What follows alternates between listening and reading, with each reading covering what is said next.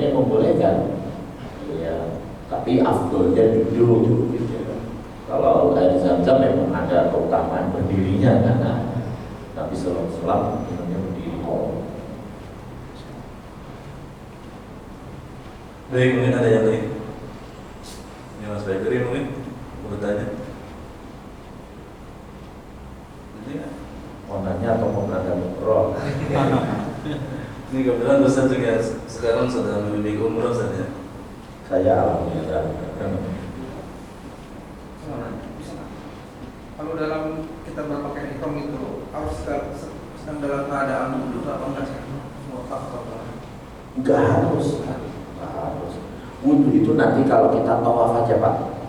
Jadi misalnya kita melewati mikot, ya melewati mikot kan udah mandi duluan sunahnya kan, terus pakai pakaian ihram kan, kita terus batal, harus wudhu lagi? Enggak. Wudhu itu hanya diperlukan kalau kita mau sholat, kalau kita mau tawaf. Sa'i sendiri juga nggak harus dalam keadaan wudhu. Bahkan wanita yang haid itu tetap berihram, artinya niat ihram. Cuma dia nggak boleh tawaf masalahnya. Kalau sudah nggak boleh tawaf, sa'i juga nggak mungkin karena sa'i itu harus setelah tawaf. Jadi dua-duanya nggak boleh. Kecuali gini, wanita dia pas umroh itu nggak haid ya Pak ya. Terus dia udah tawaf nih. Setelah tawaf haid, lanjut nggak sa'inya? Lanjut karena sa'i nggak ada masalah. Dalam keadaan haid nggak apa-apa. Yang penting tidak terjadi netes seperti itu. Masalahnya kalau dia haidnya sebelum tawaf. Ketika dia haid kan nggak boleh tawaf kan? Sa'i juga nggak boleh karena sa'i itu setelah tawaf muntahnya. Makanya ada wanita itu sebelum berangkat umroh biasanya konsultasi dulu ke dokter medis ya, terus dikasih pil untuk menghalangi haid. Boleh nggak sih? Boleh, nggak apa-apa.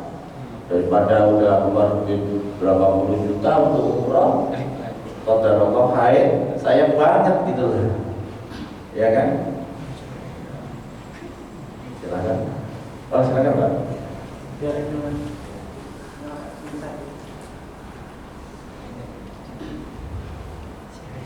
Assalamualaikum warahmatullahi wabarakatuh. Waalaikumsalam. Mungkin mau bertanya sedikit tentang umroh atau haji. Ketika kita mau berangkat umroh dari rumah, itu ada yang mengajarkan atau komentar. Apakah itu sesuai dengan sunnah atau apa? Mungkin penjelasannya Ustaz. Baik. Waalaikumsalam. Setahu saya tidak ada sunnahnya diazani ketika mau umroh. Jadi nggak tahu kenapa mereka melakukan itu. Apakah dikiaskan dengan bayi yang baru lahir, atau mungkin dikiaskan dengan orang yang meninggal? Orang yang meninggal diazani, padahal orang yang meninggal diazani juga nggak ada tuntunannya.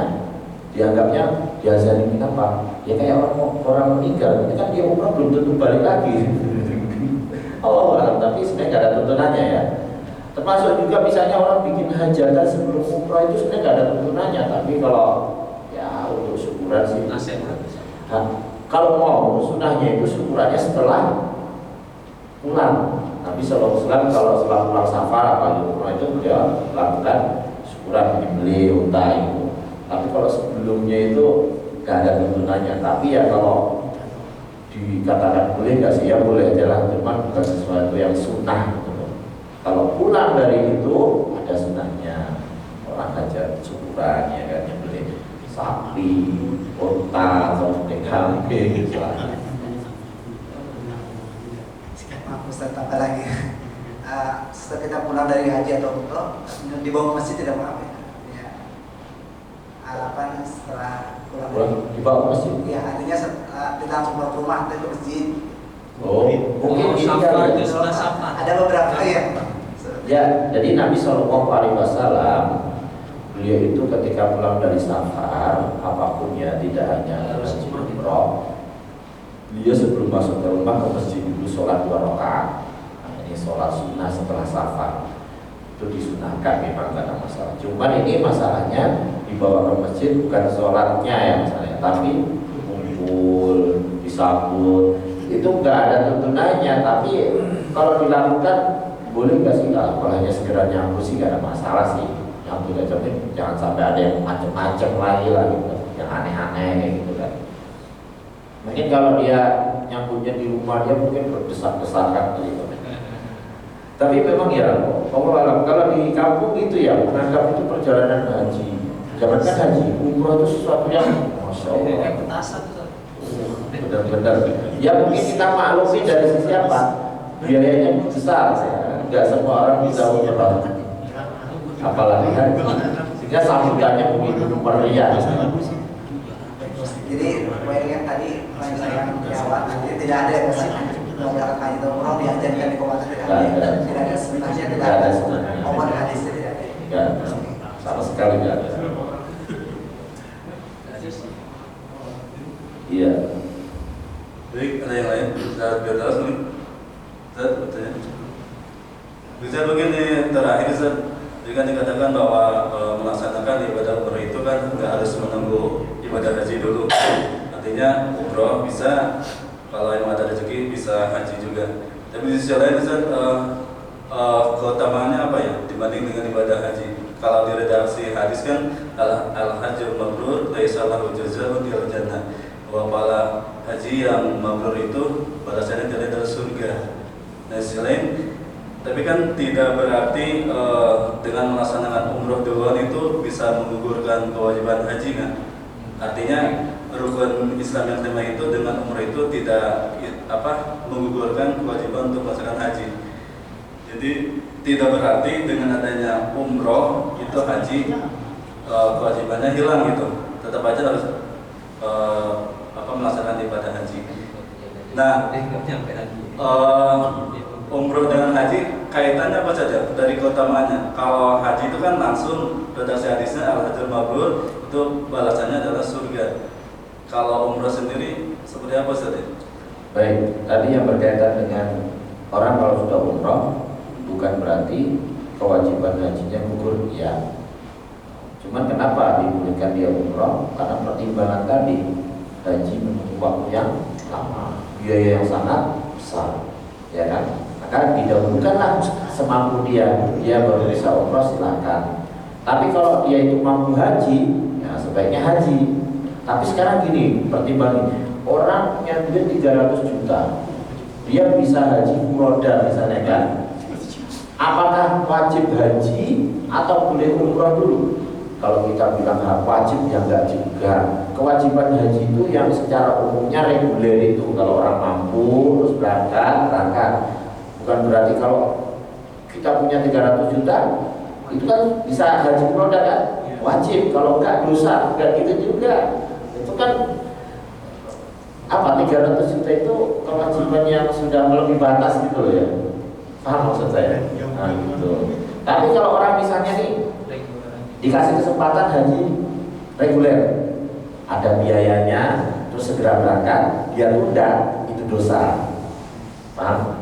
Nah, tapi kalau yang 300 apalagi 500 juta, orang punya duit, dia nggak berangkat haji furoda, apakah itu berdosa? Ya enggak lah. Itu sudah di luar ketentuan umumnya itu. Nah, itu kalau dia mau umrah dulu nggak ada masalah. Nggak ada masalah ya. Terus apa keutamaannya umroh? Tadi sudah disebutkan al-umroh itu ilal umroh kafaratu lima bainahuma. Dari satu umroh ke umroh berikutnya dapat menggugurkan dosa di antara keduanya. Iringilah antara haji dan umroh karena keduanya dapat menghilangkan kefakiran dan dosa. Sebagaimana api ya, tukang besi itu dapat menghilangkan kotoran besi, kal besi, emas ataupun perak. Ya.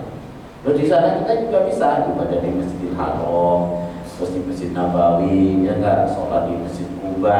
Banyak sekali keutamaan yang kita bisa dapatkan. Ustaz, itu kan yang berangkat haji kan berangkat haji wajib bagi yang mampu. Ya. Nah, dia kan mungkin ya dia pikir wah kalau daftar yang pakai reguler sampai 50 tahun, misalnya nih saya punya duit 1 miliar, wah saya udah mampu, udah saya kerja furoda aja nah.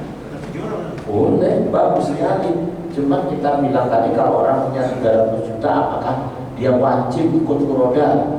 Padahal dia sudah daftar haji reguler. Enggak ada kewajiban kalau begitu. Bisa aja dia 300 juta untuk furoda terus habis gak punya apa-apa lagi.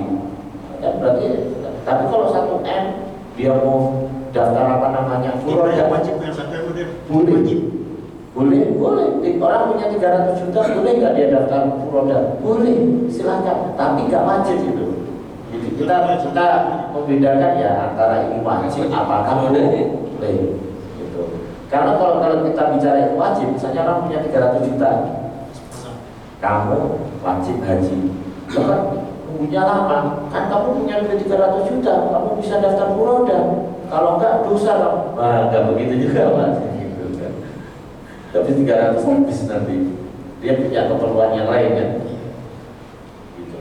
Tapi kalau dia sendirinya mau, nggak apa-apa lah 300 juta saya buat daftar furoda biar segera gugur kewajiban haji saya, ada rezeki nanti diganti oleh Allah, nggak apa-apa.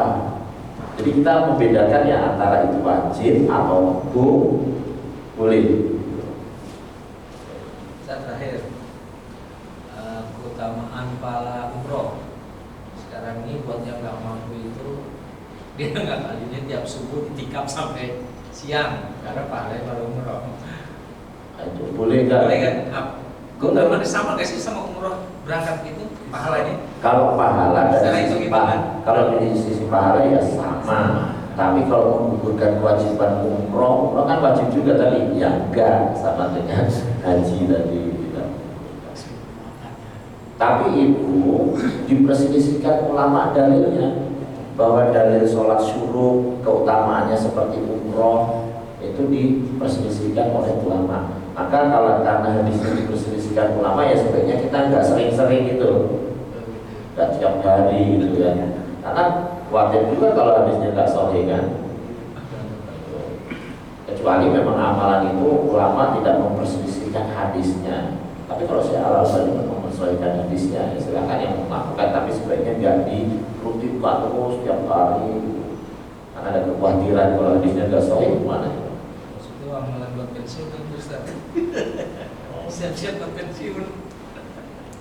Tapi jangan sampai kemudian saya mah tiap hari sudah umroh terus dapat pahala umroh. Ini dia punya uang nggak mau umroh, salah juga kan? Apalagi nggak mau haji padahal mampu.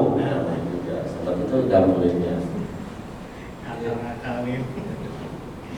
Iya. Baik, kalau nggak ada yang bertanya lagi, kita akhiri kajian kita hari ini. Mudah-mudahan bisa menginspirasi iman kita.